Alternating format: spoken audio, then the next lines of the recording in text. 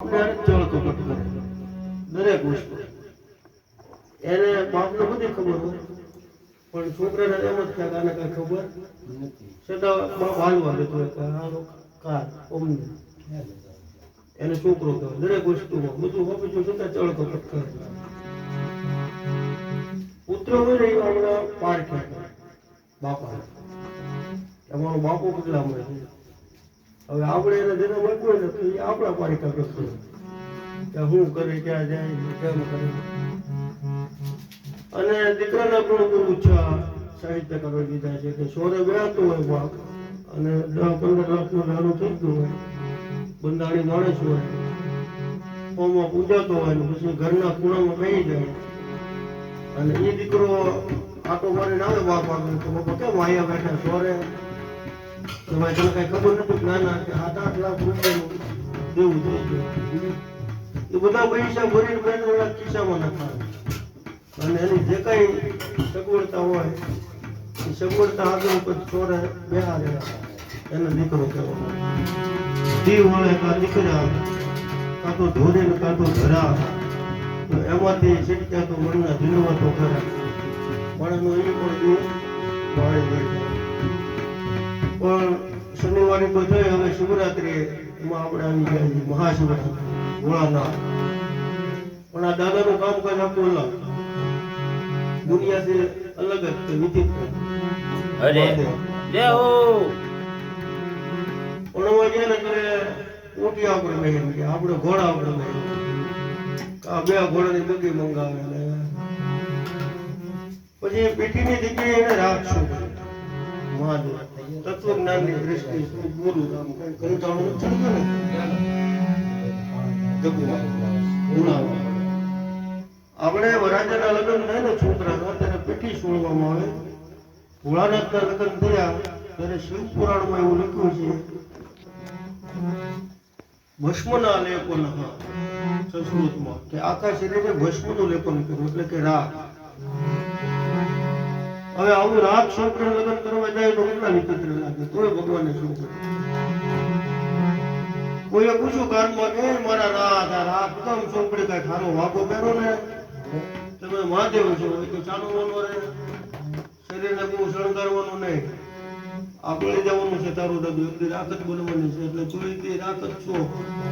ખોટા બધા પાવડર બાવડર બનવા ઉપદેશ આપી દીધો રાખ છોકરે ભગવાને આખા જગત શરીર શણભંગુર છે એને બહુ શણગારો બરોબર છે મર્યાદિત પણ બહુ નહીં એક દિવસ મળી રાખ થઈ ગયો પછી ઘોડો છે ને એ કામનું રૂપ છે અશ્વ અને બળદ છે ધર્મ એને ધર્મ માનવાનો છે એટલે ભોળાનાથે આપણને પણ સંદેશ આપ્યો કે તમે પણ એવી જગ્યા પર બેહો જ્યાં ધર્મનું આચરણ થતું બીજું વરાજો તલવાર રાખે ભોળાનાથે ત્રિશુલ રાખ્યું 3 છું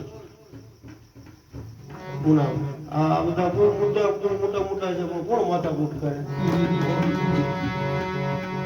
હવે એ ભાઈ ભગવાનને પૂછ્યું કે બાપુ તલવાર રાખો ને બધા વરાજા તલવારો રાખે તમે ત્રિશુલ હું કેમ રાખો છો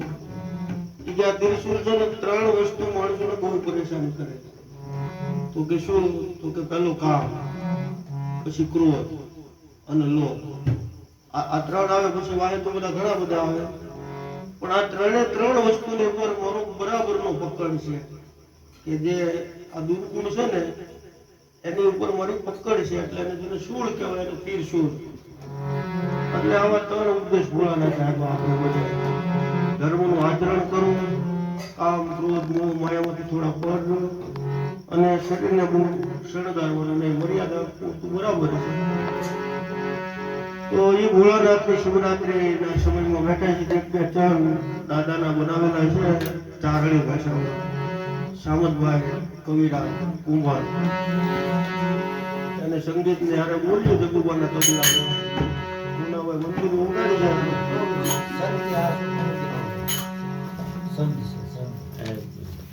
પહેલા તો એને એક બધા બેનો વિશે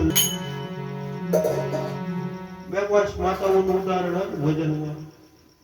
બહુ ટૂંકી કડી બોલી પણ આવી નારીઓની આજે પણ જરૂર છે જેવી આ ભજનમાં લખ્યું છે.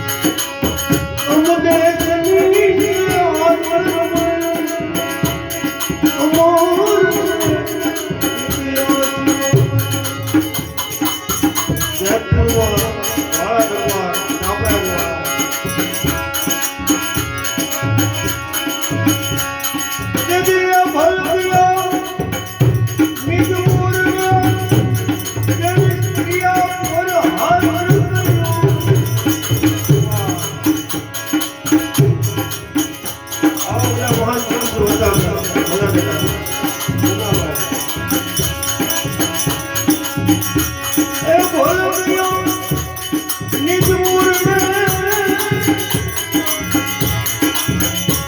જેને સ્ત્રીઓ પર હાસ્ય કર્યું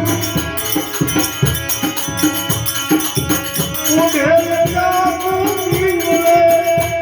એ વસ્ત્રને ઉપર ભર્યું